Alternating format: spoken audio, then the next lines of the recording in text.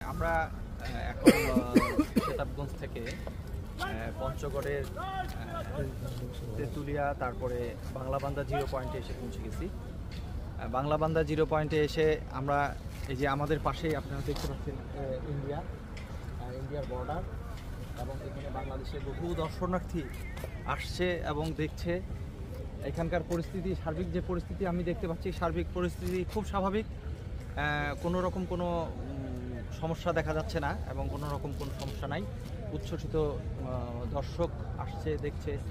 আপনারা সামনে দেখতে পাচ্ছেন যে মানুষজন এখানে বসে বসে স্টেডিয়ামে বসে বসে তারা উপভোগ করছে এখানকার সুন্দর সময়, সুন্দর মুহূর্ত।